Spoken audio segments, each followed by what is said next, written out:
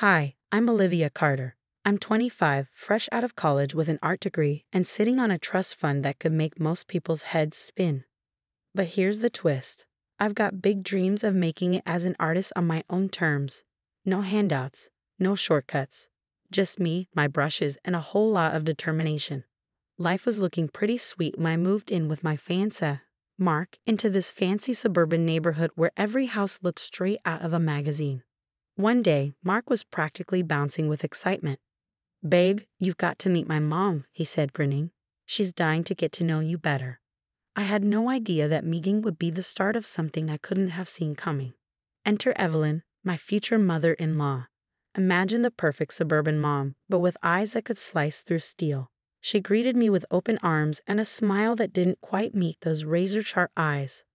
"Olivia, darling," she said, air kissing my cheeks. "Mark has told me so much about you. We simply must have lunch and get to know each other better." I nodded, though I couldn't shake the feeling that she was sizing me up. "Sounds great, Mrs. Thompson." "Oh, please," she laughed, "call me Evelyn. We're practically family now." In the weeks that followed, Evelyn was everywhere, dropping by unannounced, calling at all hours, always with that same plastic smile and endless questions. "So, Olivia," she'd say sweetly, "Mark mentioned you have quite the nest egg tucked away. How fortunate." I'd brush it off with a laugh. "Oh, just something for art school." But Evelyn wouldn't let it go.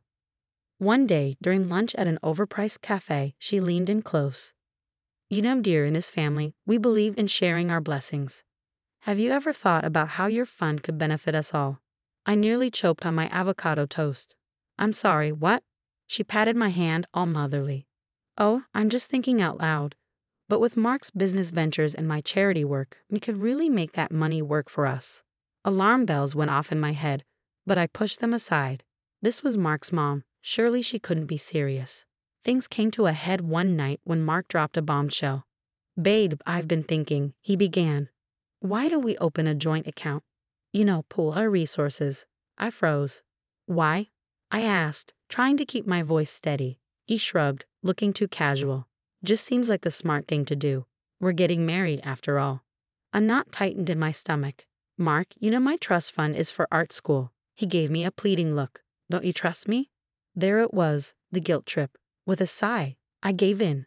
"Fine, but just for household stuff." "Okay." He grinned, pulling me into a hug. "You're the best. I love you." But as I hugged him, a sinking feeling settled in my chest. I couldn't shake the sense that I had just made a huge mistake. I should have known something was wrong when I couldn't access our joint account online. Panicked, I went to the bank. "I'm sorry, Miss Carter," the teller said. "There seems to be an issue with your account." My heart dropped. "What kind of issue?" She hesitated. "There have been several large withdrawals recently. Your balance is significantly lower than it should be." "How much lower?" I asked, barely able to speak. When she showed me the number, I felt sick. Almost everything was gone. I rushed home to find Mark slumped on the couch, looking miserable. "Where's the money, Mark?" He flinched. "Liv, I can explain." "Explain what?" "How you drained our account without telling me." He ran his hands through his hair, looking desperate. "I messed up, okay. I got in too deep. The casinos, the cards. I thought I could win it back." "Casinos? Cards? What are you talking about?" That's when it all came out, his hidden gambling addiction, the massive debts to dangerous people. "They're going to hurt me, Liv," he begged. "I need help. We need to use your trust fund." I stared at him, horrified. "Are you out of your mind? That's my future you're talking about." Before he could respond, the front door flew open and Evelyn swept in like a storm. "Oh good, you're both here," she said, completely unfazed. "Now, Olivia dear, let's talk about accessing that trust fund of yours." I gaped at her. "You knew about this?" She waved it off, like it was nothing. "Of course I knew. I always know what's best for this family. Now how quickly can we get that money transferred?" I exploded. "Are you kidding me? I'm not giving you a cent. This is insane." Evelyn's smile vanished, her eyes turning cold. "Don't be difficult, dear. This is for Mark's safety, for the good of the family." I laughed bitterly. "Family? Is that what you call this? Lying, stealing, manipulating?" Without another word, I turned to leave. Evelyn's grip tightened on my arm, her nails digging into my skin. "You ungrateful little brat," she spat through clenched teeth. "After everything we've done for you." I yanked my arm free. "Don't touch me," I snapped. "I'm out of here." I turned toward the door, but before I could reach it, everything went black. When I came to, the air was cold and damp, my head pounding. Darkness surrounded me. As my eyes adjusted, I realized where I was, the basement, and the door was locked. Panic surged through me as I pounded on the door, shouting, "Let me out." From the other side, Evelyn's voice came, eerily calm. "Olivia, this is for your own good. Take some time to think about your priorities. We'll let you out when you're ready to cooperate." I couldn't believe what I was hearing, locked in a basement by my future mother-in-law. It felt like some kind of twisted nightmare. Days blurred together. They brought food and water, always accompanied by Evelyn's false sweetness or Mark's desperate pleas. Mark would come down, his face pale and drawn. "Liv, you don't understand," he'd say, his voice trembling. "These guys, they're serious. They'll kill me if I don't pay them." But no matter how much he begged or threatened, I stood my ground. There was no way I was giving them my trust fund. By the third day, I was losing it, cabin fever setting in fast. Then I remembered my phone. Zoe, my best friend from college. Years ago, we'd come up with this ridiculous emergency code. I just had to hope she'd remember it. When Mark came down again, I played my part. "Water," I croaked weakly. "Please." He hesitated but then nodded, starting to turn away. "Can I at least have my phone? To play some music?" To my surprise, he agreed. The moment I had the phone in my hand, I sent Zoe a text. Just 3 emojis.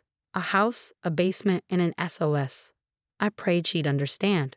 Hours passed. Then suddenly, a commotion erupted upstairs. Shouting, heavy footsteps. "Police, open up." The basement door flew open and light flooded in, blinding me. Strong arms lifted me as officers carried me up and out of the basement. As I stumbled into the sunlight, I caught sight of Evelyn and Mark, both handcuffed, being led to police cars. The shock on their faces would have been satisfying if I wasn't so overwhelmed. Everything after that was a blur. Paramedics checking me over, police asking questions, my parents rushing to my side, tearful and shaken. "Oh, sweetie," my mom sobbed, hugging me tight. We were so worried. My dad's face was grim. "They won't get away with this, Olivia.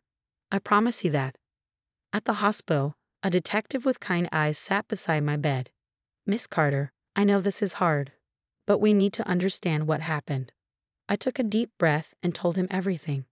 The manipulation, the joint account, their constant pressure for my trust fund. He listened carefully, then spoke softly. "I'm afraid this goes beyond just you. We've uncovered evidence of multiple victims." My heart sank.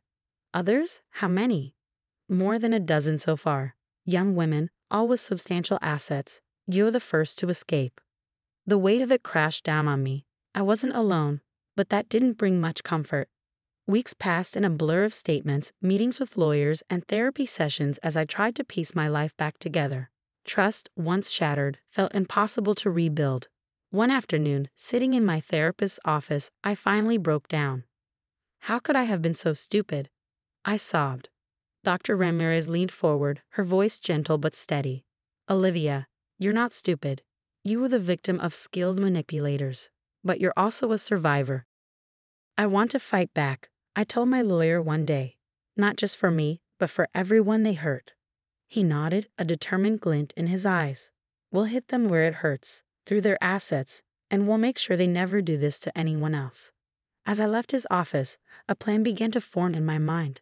I caught a glimpse of myself in a window, and for the first time in months I saw a spark of the old Olivia. "You messed with the wrong artist," I muttered, a grim smile spreading across my face. The Thompsons thought they could back me into a corner, but they had no idea I was about to create my masterpiece, and I was calling it justice. Turns out, Evelyn's so-called charity work was as charitable as a loan shark in a soup kitchen. With the help of a badass financial investigator named Sam, we uncovered a web of fraud so intricate it made my head spin. "Look at this," Sam said one day, pointing at her computer screen. "Evelyn's been cooking the books for years. Fake donations, inflated expenses, the works." I leaned in, my artist's eye catching the patterns in the numbers. "It's like a twisted masterpiece of greed." Sam nodded grimly. And we're going to dismantle it, piece by piece. One afternoon, while grabbing coffee, my phone buzzed with a news alert. Local businessman arrested in connection with organized crime ring. There he was, my ex-fiancé, being led away in handcuffs. I should have felt satisfaction, but all I felt was a hollow ache. Guess those business ventures weren't so legit after all. Huh, Mark. I muttered to my phone. But the real fireworks came when Evelyn's empire began to crumble. It was like watching a house of cards collapse in slow motion. First, her friends started distancing themselves. Then came the whispers and the pointed looks. Did you hear about Evelyn Thompson? I overheard someone saying at my favorite coffee shop. They say she's been stealing from her own charities. I sipped my latte, hiding a smirk. If only they knew. As satisfying as it was to see the Thompsons face justice, I knew I had to do more. They're victims. People like me needed help. That's how the Phoenix Foundation was born.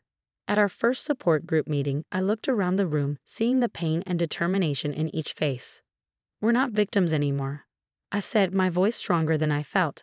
We're survivors, and together we'll make sure no one else goes through what we did. The months flew by. Between managing the foundation and diving back into my art, I barely had time to breathe.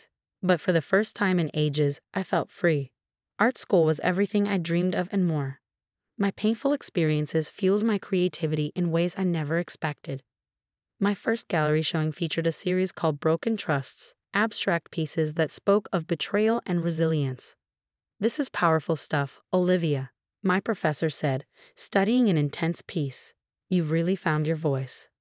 I nodded, thinking of how far I'd come. Sometimes you have to go through the fire to forge something beautiful. It was a lazy Sunday morning when I saw it. Curled up on my couch, scrolling through the news on my tablet, a headline caught my eye. Thompson family empire collapses, matriarch faces decades in prison. I read the article, emotions swirling in my chest. Evelyn had been sentenced to 20 years for fraud and embezzlement, and Mark was looking at 10 years for his connections to organized crime. Their assets were seized, their reputation in ruins. Part of me wanted to celebrate, to call up Zoe and pop champagne. But as I looked around my sunlit apartment at the half-finished canvas in a corner and the pile of thank you notes from Phoenix Foundation members, I realized something. I didn't need their downfall to validate my success. I had risen above their betrayal, created something meaningful, and found real, genuine connections. That was the sweetest revenge of all. Setting down my tablet, I picked up my paintbrush. A new piece was forming in my mind, not of broken trust or betrayal, but of hope and new beginnings. And that's the end of Olivia's journey, from betrayal to triumph. Now I have a question for you.